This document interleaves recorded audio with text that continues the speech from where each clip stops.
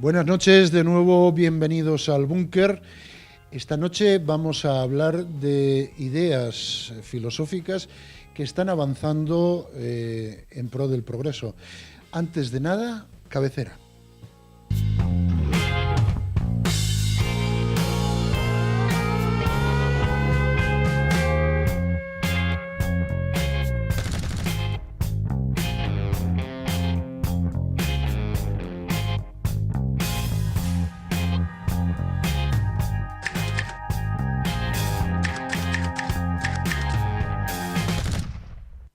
Bueno, pues esta noche aquí en el Búnker tenemos a dos invitados que nos van a hablar precisamente de algo que se está moviendo mucho en esta España de hoy, cuando yo pienso que son ideas que vienen de muy, muy atrás. Pero bueno, para ello tenemos a Roberto Hernández Granda. Buenas noches, Roberto. Buenas noches, ¿qué tal? Que es periodista. Y tenemos, como no, a Diego Barceló, economista. Buenas noches. Buenas noches. Y queríamos hablar hoy sobre el liberalismo, el neoliberalismo. ¿Qué narices es el liberalismo? Que hay mucha gente que cuando hablas de liberalismo dice que esto que es de izquierda, de derecha, que un plato chino. A ver, mi maestro Alberto Venegas Lynch define el liberalismo como el respeto irrestricto por los proyectos vitales de los demás. Es decir, siempre y cuando esos proyectos evidentemente no lesionen derechos de terceros. Y a partir de ahí gira todo, digamos. Es simplemente respetar las libertades individuales.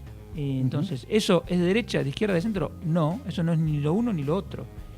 Es simplemente creer en la gente, porque decir que uno está dispuesto a apostar por la libertad significa implícitamente creer que la gente va a hacer algo provechoso con la libertad. Es además lo que nos demuestra la historia, ¿no? Siempre que se le ha dado libertad a la gente. Por lo tanto, implica también el liberalismo confianza en la gente. Ajá. Dime. Muchas veces los nombres dan lugar a confusiones, como lo de neoliberalismo, etcétera, pero aquí en el propio nombre está implícito la definición, que es liberalismo es libertad, como dijo Diego. O sea, un canto a la libertad personal por encima de todo, incluso por encima del Estado. Es decir, una intervención mínima. Incluso por encima del Estado. Creemos en una intervención mínima del Estado en la libertad de las personas. Tiene que controlar otras funciones. O sea, por encima del Estado no quiere decir que tú puedas saltarte las leyes. No. Sino que el Estado intervenga lo menos posible en las decisiones que implican la libertad de las personas. Y el Estado tiene esa fuerza. Es decir, y cuando la gente dice, por ejemplo, que es tolerante y por eso es libre, no, porque la tolerancia no es ninguna validez sin la libertad de poder prohibirlo o no. Hay gente que dice, yo soy tolerante con las prohibiciones. No tiene ningún mérito porque tú no está en tu mano prohibirlas. Claro. O darles permiso. Entonces, la tolerancia es cuando tú tienes el poder para prohibirlo y no lo haces. Es decir, bueno, yo respeto las creencias y permito ser tolerante con algo que no está en nuestra mano, no tiene ningún sentido. Claro. La función fundamental del Estado es defender los derechos individuales de eventuales agresiones de terceros. Entonces, ¿eso qué significa? Que el Estado tiene que tener necesariamente la administración de justicia, poder de policía y un ejército para defender a la sociedad, al conjunto de la sociedad, de eventuales agresiones del exterior. Eso quiere decir que los liberales rechazamos que haya una educación pública, una sanidad pública, un sistema de pensiones público. No. Lo que nosotros creemos es que el Estado ha ido mucho más allá de lo necesario en la provisión de esos servicios. Porque precisamente al avanzar excesivamente le ha quitado protagonismo a la sociedad. Pensemos lo siguiente. El estado mal llamado del bienestar es una creación relativamente reciente, pero sin embargo, universidades y escuelas había desde muchísimo antes. Hombre, por supuesto. Por lo tanto, no es que nosotros... Es lo mismo que pasa con la moneda. Ahora parece que sin un banco central es inviable la economía, pero resulta que los bancos centrales se generalizaron recién en los años 30. ¿Y antes qué pasó? ¿Cómo hizo la humanidad? Se podría hacer perfectamente. Entonces, nosotros estamos totalmente a favor de que el Estado debe garantizar el derecho a la educación, el derecho a la sanidad, pero eso no quiere decir que el propio Estado deba proveer los servicios. Incluso puestos, ni siquiera nos oponemos a que haya una red básica de educación. Pero no al extremo actual que ahoga la iniciativa privada en ese terreno. O sea, es que el Estado debe tener la educación, una propuesta de educación, también fomentar la alternativa privada, o sea, que sea posible, pero no que tenga la educación para hacer como pedían hace poco en comisiones obreras feministas, prohibir determinados libros de Marías, de Neruda, etcétera, o prohibir jugar a fútbol, ni tampoco para imponer, por ejemplo, la educación cuando en el nacionalcatolicismo, imponer una religión, obligar a los niños a rezar o a cantar el cara al sol. El Estado no puede convertirse en el padre ni totalitario, porque entonces se acabó la libertad. Ya no hay liberalismo que valga. Es decir, si vas a decir a los niños lo que tienen que aprender, los libros censurados, etcétera, etcétera, o lo que está pasando en las comunidades donde el nacionalismo gobierna, que es la comunidad a la que lleva la educación, pues entonces eso no es. Eso es incluso dentro porque supongamos que la sociedad dice, queremos que se mantenga la red de escuelas públicas tal cual existe ahora. Fenomenal. Aún así, se podría avanzar muchísimo si, por ejemplo, se diera libertad a los padres para que eligieran cualquier escuela pública a la que ir y no únicamente la que me corresponda de acuerdo a determinados baremos, sea el domicilio o sea cualquier otro. Y también se podría avanzar muchísimo si se confiara en los directores de cada una de esas escuelas y se les diera libertad para fijar una parte del currículum. Decir, por ejemplo, miren, en todas las escuelas de Asturias se tiene que estudiar esto, esto y esto, pero les dejamos 10 horas a la semana para que hagan lo que quieran. Entonces habrá escuelas que se podrán especializar en música, sí, en artes, otra en deportes, otra en técnica, lo que sea. Y eso es una forma de, como digo, de confiar en la gente, en este caso en los profesores, porque partimos de la base que van a querer dar lo mejor de sí. Son los arquitectos de los hombres. Y los propios padres van a ser los mejores guardianes de los intereses de sus hijos. Entonces, si ven que lo que están haciendo esos profesores no les gusta, cambiarán a su hijo de colegio. Y si un colegio se queda sin alumnos, es porque lo está haciendo mal. Pero si no damos la libertad para que la gente se mueva de colegio y los profesores compitan en contenidos, es imposible saber. Un ejemplo del paternalismo extremo del Estado es que el Estado tampoco crea un ciudadano autosuficiente incluso para su propia defensa personal. Es decir, el Estado te dice, bueno, a ti te entran en tu casa, pasa algo, vale, pero llama a la policía y nosotros nos encargamos de tu seguridad. Tú no puedes desde tu casa tener un arma y defenderte de un intruso porque entonces estás tus funciones extralimitándote. Precisamente antes estábamos hablando, Roberto y yo, antes de que llegaras tú, con relación a poder defenderme dentro de mi casa. No sé cómo se llama la ley de la defensa del castillo, algo así se llama. Hay ahora mismo algo parecido a la Asociación del Rifle aquí en España, que se llama ANARMA. Algo parecido, digo. Y sería muy bueno que aprobaran por lo menos el que yo me pudiera defender o pudiera defender a los míos, al menos dentro de mi casa, ¿no? Eso que dices para mí es de un elemental sentido común. Para mí, en la defensa de la propia familia, cuando se está, digamos, alguien está violentando el domicilio, no hay alegar que la defensa ha sido más que proporcional, no tiene sentido. O sea, uno para defender a un hijo no mide la proporcionalidad, no. Simplemente lo defiende a toda costa. Claro. Entonces eso tendría que tener un apoyo legal. Ahora, a mí me interesa destacar lo siguiente. Hay mucha confusión en torno al liberalismo. Porque hay gente que cree que porque está a favor del derecho de la libertad de expresión, ya es liberal. Y a nosotros nos ha pasado, porque en el Club de los Viernes organizamos comidas, y una persona, uno de nuestros invitados, luego de hacer una defensa a ultranza de los medios de comunicación públicos, etcétera, dijo, pues yo también soy liberal. Digo, hombre, claro. Pero ¿qué liberalismo más distinto entendemos? El otro día, en una tertulia radiofónica, me pasó que alguien que se considera liberal estaba defendiendo el aumentar las subvenciones, en este caso, a los deportes. Pero cuando en realidad lo que tenemos que defender los liberales es subvenciones las mínimas. ¿Por qué? Para que se puedan bajar los impuestos y que cada uno con ese dinero pueda apoyar la ONG o la asociación que de su conveniencia. Pero ¿qué pasa?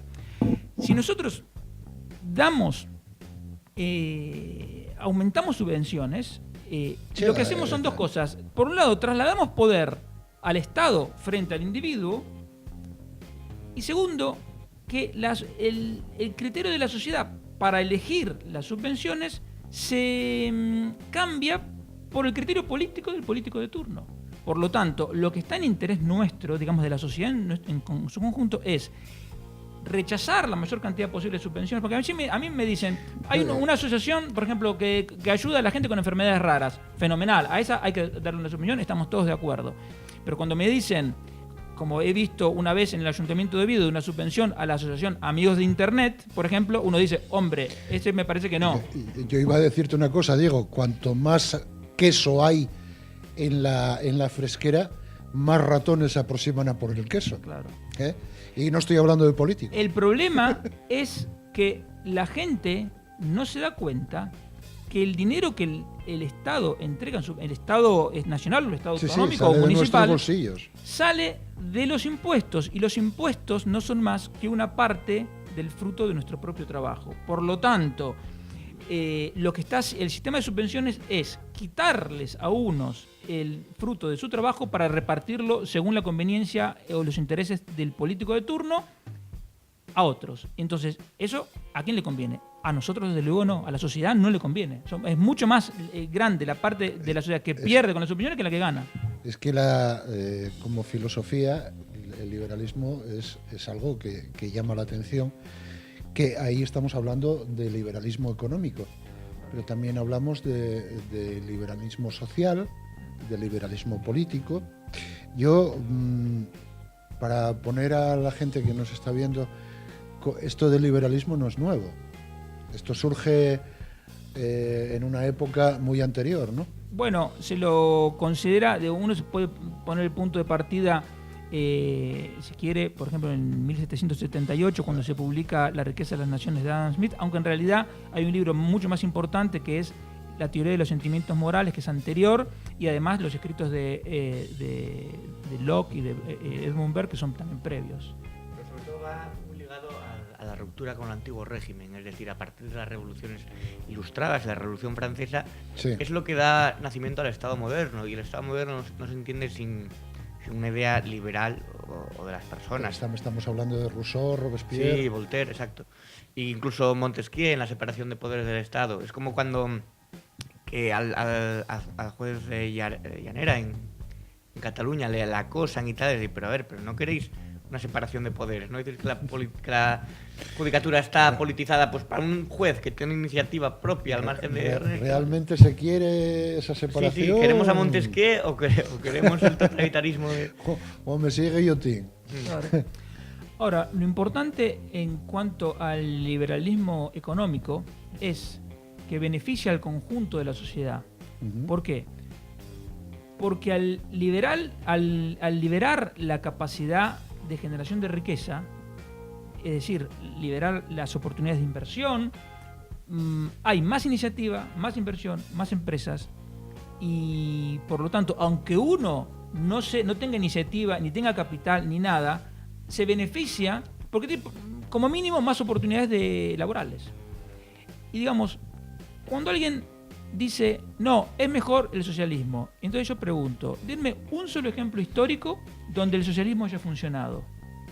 Entonces, si alguien me hace la pregunta contraria, bueno, denme un solo ejemplo de liberalismo que haya funcionado. Entonces, tenemos el ejemplo de la reconstrucción de Alemania, que tras la Segunda Guerra Mundial era un país literalmente hecho escombros, y que en pocos años fue una potencia económica. La locomotora de Europa. ¿Por qué?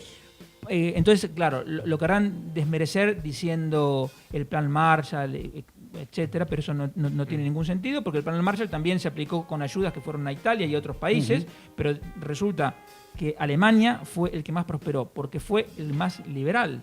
Y no fue un liberalismo total, porque hubo sectores del acero o del carbón que tenían todavía una intervención estatal. Pero la esencia, y esto está muy bien explicado en el libro Bienestar para Todos, de Erhard, de Ludwig Erhard, que fue el ministro de Economía de Konrad Adenauer, que fue el padre del milagro económico alemán, lo que dice simplemente, tenemos una moneda con dos caras. Una, libertad del consumidor, y la otra cara es la libertad de los productores, ¿sí? Libertad de los fabricantes. Todo en un marco de estabilidad económica y monetaria, que quiere decir cuentas públicas en orden, impuestos razonables y estabilidad monetaria.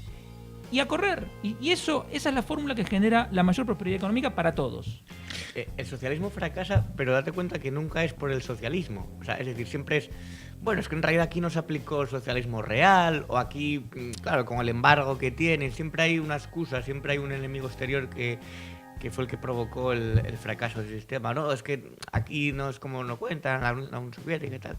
Pero sí, yo creo que Alemania es el mayor ejemplo, porque en la República Democrática Alemana, en el muro, la gente iba en bicicleta, iba con zapatillas y tal, y se asomaban al otro lado del muro y veían a sus vecinos con un Mercedes o con coches bien y viviendo en un nivel de vida alta y decían, ¿pero esto qué es? Claro, hasta que tiraron el muro. Yo puedo hablar precisamente de esa zona en 1987, 1988, en Singapore North, el puerto de Rostock, y en Rostock, que todavía había torretas con la Stasi y tal. Puedo deciros que cuando llegué a Rostock, a ver cómo era Rostock, pues parece que entré en el túnel del tiempo y entraba en 1938, más o menos. Había todavía impactos de bala, había sitios donde había habido refriegas durante la Segunda Guerra Mundial, y aún en el 87 seguía por allí las huellas de todo aquello. Pero mira, tenemos un ejemplo muy concreto. Si nosotros queremos ver el coste de la falta de libertad o de una libertad menguada, podemos remitirnos al caso asturiano, la comunidad autónoma con mayor número de impuestos autonómicos. Una de las mayores presiones fiscales de todas las comunidades autónomas. Uno de los impuestos de sucesiones más altos de toda Europa. Uno de los IRPFs más altos de toda España. Un impuesto al patrimonio que en otras comunidades autónomas no existe. Comerciantes con la libertad de horarios restringida. Los taxistas que les dicen hasta qué día tienen que trabajar y no en el ayuntamiento de Oviedo. Y así, ¿cuál es el resultado de todo eso? Que Asturias es la comunidad autónoma con menos empresas en relación con su población, la que pierde más población y la autonomía cuyo PIB menos ha crecido en los últimos 16 años. Entonces, ¿quieren socialismo? Esto es el socialismo. Es la involución y es lo opuesto al progreso. Aunque paradójicamente se llaman progresistas ellos. Ya. El caso, mira, cuando se publicó la novela 1984 de George Orwell, la gente la tomaba como una utopía, bueno, una distopía un poco demencial, exagerada y tal. Y yo creo que en ciertos aspectos hemos llegado ya a cosas que la novela describe e incluso las hemos superado. El control del Estado, la neolengua, la posverdad, el gran hermano que vigila, etcétera. Entonces sí que hay que tener en cuenta que las premoniciones o predicciones se vuelven a veces reales cuando no me acuerdo cómo termina la película, Dios, la novela de Orwell. Creo que los matan a los protagonistas. Esto es un spoiler grande, pero sí, los meten en un campo de prisioneros. Y sí, ahora lo recuerdo, sí. Tienen que chivarse de... No, vamos a intentar que sea otro final, por favor. Hay otro punto que es muy importante, que en parte lo mencionaba antes. Hay gente que dice, yo soy liberal porque estoy a favor del derecho de huelga. Yo soy liberal porque estoy a favor de la libertad de expresión, de la libertad de prensa, etcétera.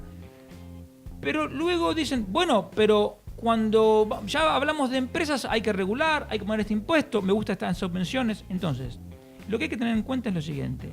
La libertad no es como una naranja que uno la puede cortar y hacer gajos. Porque uno dice, uno no puede hacer un orden de libertades. ¿Qué es más importante? ¿La libertad de expresión?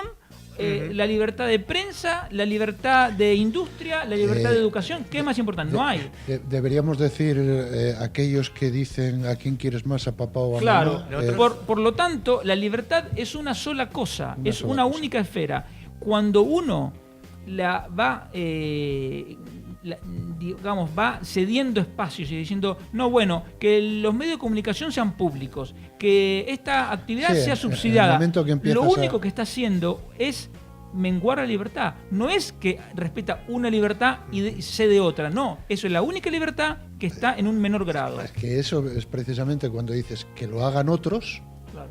estás esclavizándote a otros. Sí, Claro. hay gente que dice, yo estoy a favor de la libertad, estoy muy a favor de la igualdad, pero vamos a prohibir a Loquillo porque es machista. O Despacito porque está el hombre. Despacito pues podrá ser una canción espantosa, pero de ahí a querer prohibirla o censurar. O sea, la censura no estaría en estos momentos. Mientras no se vulnere la ley, quiero decir. Es que la guía es siempre la misma, son los derechos de terceros. Si a lo mejor uno hace un programa de televisión burlándose de alguien que acaba de ser, o de alguien que fue asesinado, o de alguien que sufre parálisis cerebral, le está evidentemente agrediendo derechos de esa persona. Por lo tanto, hay un conflicto de derechos que tiene que corregirse. Pero mientras no se vulneren derechos de terceros, la libertad tiene que ser plena. Ajá. Había un chiste que se contaba, un chiste, creo que fue un tuit que decía, pues yo estoy a favor de la empoderación del cuerpo de la mujer es libre de hacer lo que quiera, trabajar en lo que quiera. Y dice, pues mira, a mí me gustaría trabajar de azafata de Fórmula 1. Y dice, lo acabamos de prohibir. Entonces, eso es un poco la idea, ¿no? Claro, porque fijémonos en ese caso. El derecho de quién vulnera que haya azafatas mujeres, digamos, en Fórmula 1. Si las mujeres voluntariamente decidieron que quieren hacerlo porque están de acuerdo con las condiciones de trabajo, fantástico. Claro, a mí no me perjudica. ¿A quién perjudica? Mientras no estén obligadas o esclavizadas Lógico. de alguna manera. Por lo tanto, si no hay una vulneración, esa prohibición habría que levantarla. Pues compañeros, yo agradezco mucho el que hoy hayáis estado aquí hablando del liberalismo. Esperamos tener más información sobre ello porque creo que es muy importante para la gente que nos ve que tenga una idea sobre lo que es liberalismo. Sobre todo errores de conceptos. Se habla mucho de neoliberalismo, que en Estados Unidos se asocia con los halcones del Congreso, la derecha. La República. Sí, te hablan de la invasión de Irak. O sea, es como que... Sí, bueno, pero fíjate, yo acabo de decirte la República, también podemos hablar de la República. Bueno, la alemana, la francesa... La República. Sí, sí, cuando se habla del liberalismo se suele confundir. Con una derecha más conservadora. Sí, pero... Y la confusión en parte surge también porque en Estados Unidos la palabra liberal se usa para la gente de izquierda y por eso en Estados Unidos los liberales se llaman libertarios. Y entonces a lo mejor la palabra libertario, que aquí suena un poco más extrema... Anarquistas. Claro, podría ser más útil porque a veces, y como digo, nos encontramos que aquí en nuestra sociedad hay gente que defiende las subvenciones, otros que defienden los medios de comunicación públicos y muchas más cosas, gente que defiende más impuestos, bueno, y se consideran liberales. Entonces ahí hay una confusión. Desde luego es una merienda Sí, es una confusión total. Una confusión total. Y por lo tanto, y además otra cosa, el decir neoliberalismo no aclara nada y complica, y en realidad cuando uno dice neoliberal es alguien que está un prejuicio negativo contra el liberalismo. Es que vamos a ver, lo que antes hablábamos, la libertad es una, Claro. El liberalismo es uno. Claro. Si ponemos nuevo liberalismo, que sería neoliberal, estamos hablando de que hay varias libertades. No tiene sentido. No tiene. Libertades antiguas y libertades nuevas, no tiene sentido. No tiene sentido. En fin, Diego, Roberto, yo agradezco muchísimo el que hayáis estado conmigo hoy aquí poniendo los puntos y las tildes donde tienen que ir. Muy bien. Muchas gracias, Diego. A ti. Muchas gracias, Roberto. A ti. Y vosotros que me estáis viendo, ya sabéis, coger el diccionario y mirar lo que es liberal, porque hoy en día a veces se buscan palabras y con esas palabras se buscan problemas. Muchas gracias a los dos y nos vemos en breve. Hasta mañana.